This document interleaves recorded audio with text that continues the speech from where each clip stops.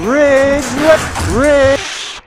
It's Ridge Racer. Ridge Racer. Revolution. What's wrong? Is it the cutter? Whoops. How could anyone do this? 5 PlayStations. Oh yeah. And I couldn't get the game off my mind after this weekend. And would eventually rent a PlayStation twice to play it again. Okay, there's a PlayStation icon right there. And that's when I started discovering that on this weekend we had barely scratched the surface of what the game had to offer. Okay, that should do it for now. And how did I hit 20+ minutes again? If I may, you might want to cut back a little on the fancy pants introduction next time. That sounds reasonable. Yeah, don't sweat it. No, really, I might go for that. So, borrowed a PlayStation again, finished all 3 courses, and got a little charming credit sequence, showing the course you just won your last race on, with all the cars spread around the track. Either alone, I'm so exhausted after all the racing. or also a bunch of them lined up, as if they were celebrating the achievement. Oh, isn't that sweet? And did another car just come through here? And then the credits would close with a line saying something about extra courses, which meant there were now 3 additional courses selectable. They would be the same as the previous ones, but reversed and with different starting positions, which to my surprise almost made them feel like 3 new courses. And also for all races there would be an even higher speed level available now. Excellent indeed. Of course you could go on as usual and try to win races on those extra courses, but if instead you started a time trial, there would be a little surprise for you. The time trial option itself had been there from the start, and if you ever gave it a try, you would have noticed that there was always one rival car participating. But if you started a time trial now, the game would suddenly display not 2, but a total of 3 cars on the track, even though there was still just this one car starting the race with you. Well, after a few seconds into the race, you would discover that mysterious 3rd car just standing there. And if you were currently on the same course that your credit sequence had shown, you would recognize this particular machine. There were actually 3 of them, each to be challenged on one of the courses, reversed or not, your choice.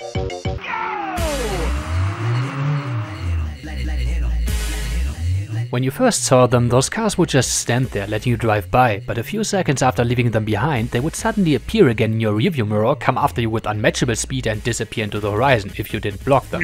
Bye bye, I don't brake for losers. As if they just wanted to show off and taunt you, but you didn't have to block them anyway. Coming through. Yet.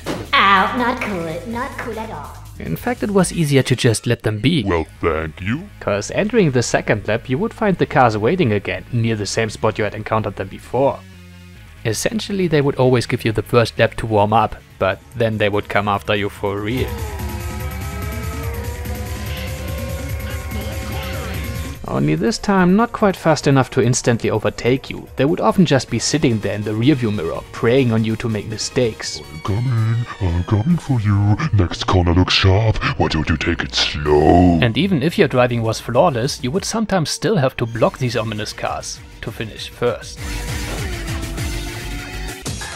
The whole idea of this was of course to make selectable these superior machines. And those cars were your ultimate reward. They were blazingly fast and a ton of fun.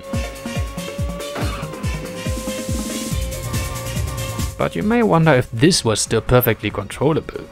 Well, it already worked with the regular gamepad. But meet this. This I learned about only a few years later. It's a controller often called Neccon, like neck. But apparently the right pronunciation would be something like Negicon, since it seems to refer to the Japanese word nejiru, which means to twist. And that's also exactly what you do with it. Twisting the joint between the left and right half of the controller gives you smooth and precise steering. The left shoulder trigger and 2 of the thumb buttons are analog as well, so that you can also accelerate and brake with different intensity. The controller had been released along with and meant for the first Ridge Racer, but it would become more popular within the Wipeout community. I do like it a lot, but I can also see a few things that are wrong with it. What always bothered me most is that the cable can get annoying when twisting. And I've experienced the A button getting stuck sometimes. On some units this also happened to me with the left trigger. Also, the twist does wear out a little, but that's not as bad as it might sound. It's not even necessarily worse, since you're not pushing it like a stick that you would want to flip back on its own. You just twist and hold it. I keep a bunch of them around, and they're all still working fine. And at least 1 or 2 of those have been used excessively. Still, you may find the whole concept of twisting your controller uncomfortable. The same goes for holding down the lower thumb button to accelerate if you also like to have your thumb above the brake at all times. But that can be worked around by just swapping the mapping of the 2 buttons. And almost every game I've encountered that supports this controller lets you do that. Wipeout 3 even uses the upper button to accelerate from the get-go. Anyway, it's not so much the controller itself that's oh so wonderful. It's more that it created a widely supported interface standard for the PlayStation. Every PlayStation racing game that took itself seriously supported this. Cause for a long time it was the only way to even make analog steering available. Be reminded that this had appeared almost 2 years before everyone got their hands on the Nintendo 64 controller. That arguably pushed the whole industry to even consider putting analog sticks on regular gamepads from there on. And still it's hard to even get this level of precision from a thumbstick. Not necessarily technically speaking, but the physical range that this swivel gave you was so huge that you could easily customize it to your demand of sensitivity or degree of clumsiness. And it also turned steering into a more physical experience. Which reminds me of something. You remember how I said earlier that braking wasn't the Ridge Racer way? Winner's power slide. Well, I also learned how to make sense of those seemingly random spinouts. It works like this: if you let go of the gas at a higher speed and then wait for an instant before stepping back on it, you start drifting as soon as you hit the gas again. The timing on this is tricky, but you can also make this a little easier by just tapping the brake if you are already steering. So nothing too fancy so far. Only after you did that, your car started acting like on rails. As if guided by an invisible hand. And it would continue doing so for as long as you didn't stick to a certain angle or became too slow. And besides adding to the crazy factor of the game, this actually brought a fun, rally-like challenge into steering. You were never completely in control when exactly your grip kicked back in and got you out of a drift. As alien as this handling model was, drifting could look quite natural. But it was just designed to be abused. And by abused I mean...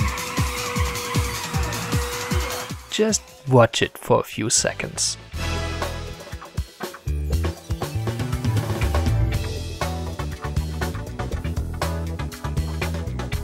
This had been with the Ridge Racer series from the start, but the first game may have left you wondering if it was intentional. Well, at least this game drops a hint that it doesn't consider this a bug, but proudly thinks of it as a feature. If you hit both brake and gas at the same time when starting or restarting a time trial, there will be 3 corners on each course where the game will say spinning point shortly before you have to steer. And after passing one of these, you would get a score according to how elegantly you just defied physics as we know it. After finishing the race, the game would also give you a total of your performance. There were quite a few of these fun little hidden bits in the game. If you turn around at the start and just go through the wall, then suddenly you are driving the course flipped left to right. Or if you hit all the 40 Galaga enemies in less than 44 shots, well, that turns all the cars into buggies and gives the announcer a high-pitched helium voice. Or if you ever linked up 2 PlayStations to play the game together, Great! Great work! Then you could also select the courses of the first Ridge Racer.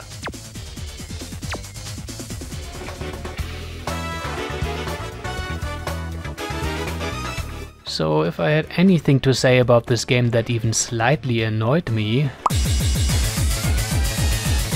Yeah, besides my impression that the random play setting seems to prefer the most disturbing songs in the game, it would just be the horrible third-person view. You lose your rearview mirror. Yeah, I would like that. The camera alignment when steering is terrible, it just breaks the whole game. Seriously, this shouldn't even be in here. Whoever likes to play the game like this might want to see a doctor. Or an exorcist.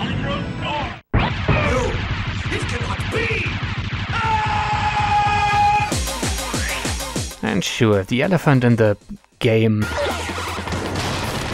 is always the lack of content, and I would agree that yes, that might have been on the lazy side. After all, this wasn't a straight arcade port anymore, it was a PlayStation exclusive. But regardless if it was just laziness or even a conscious design decision, which is unlikely I suppose, I can't help but see the good part of this. There is no noise in this game, no distractions. It's always start, finish, game over, and back to the title screen. That's the game. Oh yeah, and in between it's a few minutes of pure bliss. Even if I play the same courses a few times in a row. And as soon as it's over, the game happily invites me to play just one more time with its clean and quick menus. This whole no-nonsense approach really reminds you that the Ridge Racer franchise was born in the arcade, cause I think that's gotta be the friendly face of arcade games in general. That by design they're not even interested in wasting your time. But quite a bit of your money. And similarly, whenever I pop this in, it always feels like one of those games that respects every moment I spent with it. It's never squandering any of my time or tries to trick me into thinking I'm having way more fun than I'm actually having.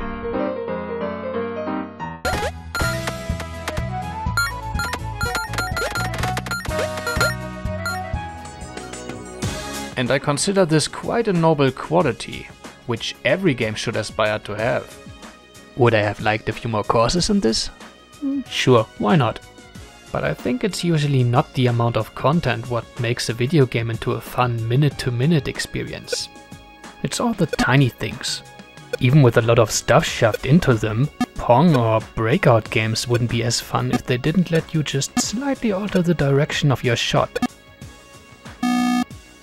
And still I get the impression that a lot of players are alienated by the idea that a game can be pretty awesome and complete if it lacks or even decides to omit a lot of the content and noise that we are used to. Cause if titles like this do occasionally pop up, generate attention and challenge our assumptions of what makes a game whole, like Ico or Shadow of the Colossus did a few years ago, then we characterize them by rather fancy terms. Oh my, what do we make of this? Well, my dear sir, to me this seems clearly like a game that's been designed by subtraction, does it not? Why, yes, it certainly does. I wholeheartedly agree with you. Oh dear, I dropped me monocle there. That's fine, it's fine to point out that this is indeed a rather uncommon approach to game making these days. But I don't think it should be. I suppose that's actually how I'd like most games to be made. Yeah, okay, maybe not too barebound all the time, but just fun and focused, not pretentious and artificially bloated. And that's probably part of why I keep playing Ridge Racer Revolution every now and then. You might still want to call the game lackluster, but I think I'm gonna go with pure. And after this, I never fully enjoyed another Ridge Racer game again. Huh? Ridge Racer Type 4. And I could certainly tell you about why I think that is. But it would probably suffocate all the good vibrations I get from this game. And I wouldn't want to do this. Why would I do this? How could anyone do this? For now, let's just enjoy this happy, crazy, sunny little game.